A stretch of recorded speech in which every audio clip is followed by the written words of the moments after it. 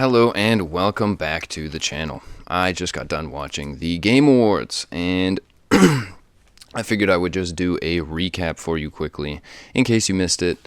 And unlike the Game Awards, I am going to skip all of the ads until the end. If you want to hear about upcoming releases, I will do that after the announcements of the main awards. So, without wasting any time, I hope you're having a good night and let's get right into this. The first award of the night was Best Family Game, and that went to Astrobot. And again, that one is not unexpected at all. It makes total sense for Astrobot to win Best Family Game. It was, if you didn't know, that is just the run-through of PlayStation's catalog throughout the years, basically. You get to experience, each level was a different game, basically, that was extremely popular from the years playing PlayStation. So it was kind of like, for certain people, it was kind of like just exploring some games from your childhood, right? So pulling on that nostalgia, and with a good experience too. It makes a lot of sense. It wasn't like it was terrible or anything like that. Best action game went to Black Myth Wukong, which is fantastic. Good to see a fantastic indie game get more awards. Most anticipated, this one, it was actually kind of a toss-up. I was almost expecting Monster Hunter Wilds to win this one, but it went to GTA 6. Best multiplayer, out of nowhere, I went to Helldivers 2. Honestly, kind of surprisingly, I wasn't expecting, with the lineup that they had, I wasn't expecting Helldivers 2 to get that.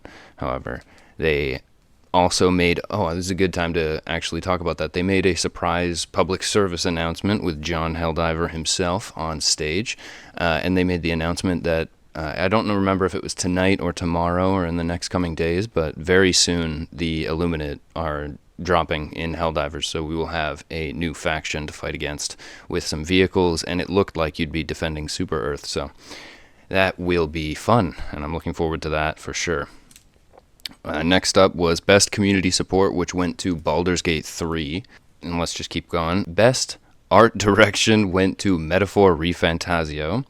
Best Game Direction went to Astrobot, which that one, in my opinion, makes a lot of sense, right? Because most games are kind of just a good experience that you're trying to give people a fun time, right? Other than people that are just milking you for money. But the game direction for Astrobot is why it was so good, right? It's just playing on your nostalgia. It's giving you a small chunk of all these experiences that you loved when you were a kid. So game direction for Astrobot makes a lot of sense. Next up, we had Best Debut Indie Game, which is best first-time indie game for a developer. So it goes without saying, really. It's an independent developer, and it's their first experience. That went to Balatro. Best Action Adventure went to Astrobot. That one, I actually think, is a bit strange. I do think it was a great experience and deserved to win awards. As an action-adventure game, I feel like there were some better releases this year, namely maybe Black Myth Wukong or other titles. I don't know. Anyway, Best RPG went to Metaphor ReFantasio, and Content Creator of the Year went to Queso. So congratulations to Queso on the win. In the Best Sports and Racing category, the winner was EA Sports FC 25. The Best Sim Strategy went to Frostpunk 2. The Best Ongoing Game, which was actually announced by Snoop Dogg, went to Helldivers 2, which was a fantastic announcement, and it was kind of funny. The proxy for the Helldivers team, after shaking hands with Snoop Dogg, he mentioned that it was unexpected, and he kind of just looked back at him and seemed awkward about it, but I thought it was funny. This is a good time to mention also that Snoop Dogg released his new album with Dr. Dre tonight and debuted one of the singles there. Best Adaptation, this one was kind of a shocker, honestly. I was watching live chat too. Chat went wild about this one. Best Adaptation went to Fallout, and everybody was kind of shocked. Even, I don't know exactly who it was from the studio, maybe the producer, but the guy that was actually receiving the award for the studio, he even mentioned that he had a whole speech planned and like jokes ready to go to poke fun at the people at Arcane for winning the award, right? And so he was just saying that even he thought that Arcane would have won the award, and it's a bit strange. Best Score and Music went to Final Fantasy VII Rebirth. That one's not that surprising. It's got beautiful music. Balatro stole quite a few more awards here with Best Indie as well as Best Mobile. So that's 3 awards so far tonight. And Best Audio Design went to Senua's Saga Hellblade 2. So I haven't actually played that one, but just having that makes me kind of want to go play through that one. Player's Voice, and this award was just because at the Game Awards most of the vote weight is critics, right? They have their chosen journalists basically that pick what they want to win, and it counts for like 80%. But for the Player's Voice, this is the one award where the community feedback and vote is 100% of the vote. And so the Player's Voice award was Black Myth Wukong, which is actually very cool. Best Narrative went to Metaphor ReFantasio, and finally, Game of the Year went to Astrobot. Kind of a surprise. It's not that it's a terrible game or anything, but everybody in chat was very shocked. Most people were kind of expecting it to go to, like, pre-complaining about going to Elden Ring, Shadow of the Erdtree, because people were not wanting... people were not wanting DLC to be nominated at all, right, for Game of the Year. And it seems like that kind of backlash from the community may have led to them not receiving as many awards as they maybe otherwise would have, but I don't have any inside knowledge or anything. It's just, that's some speculation. But anyway, if you want to stick around, that has been the actual awards from the Game Awards this year, and I'm just going to take some time to talk about some of the interesting new releases or some of the things that maybe scared me for the future. Witcher 4. The Witcher 4 was announced, which actually seems pretty cool. You're going to, it seems, be taking control of Ciri, maybe other characters as well, but it looks like the protagonist for the game will be Ciri, so Geralt's daughter, and that is interesting.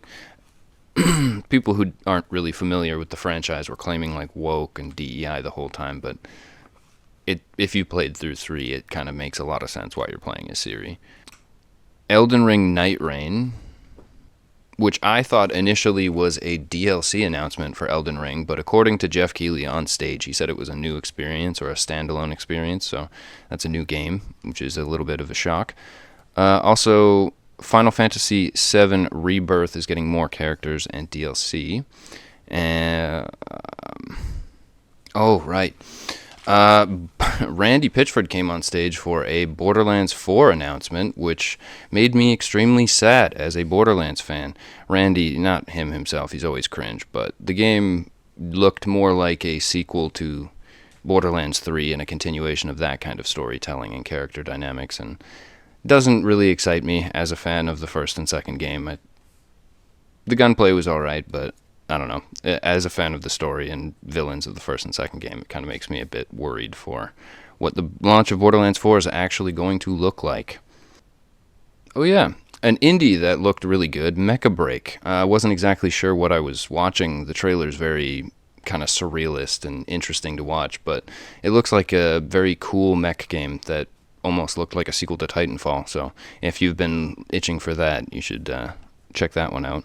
The community director for Warframe came on stage during the presentation as well to announce the final update for Warframe.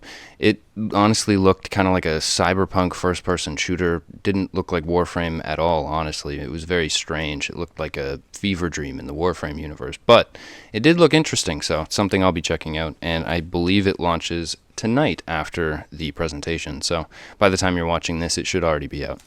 Oh, almost forgot. Outer Worlds 2, the sequel to Outer Worlds. They teased a bunch of things, basically calling it the sequel to the sequel of Fallout New Vegas, and the presentation looked very interesting. If you liked Outer Worlds 1, it looks, again, just more like an expansion to the game and a new story in the universe. So if you're looking for more content there, it should be fun, and will probably be on Game Pass, thinking about it as well, as Obsidian is a Xbox studio. And I guess last up, if you like the Game of Thrones franchise, a decent-looking game, Game of Thrones King's Road, was announced at the Game Awards, and it looked pretty cool. Even as somebody from outside the franchise, I didn't really watch through all the seasons of Game of Thrones, but it looked pretty cool. So if you are a fan of the franchise, I'm sure you'd be excited for that one. So that about wraps everything up for my coverage this year of the Game Awards. I hope you guys had a good night.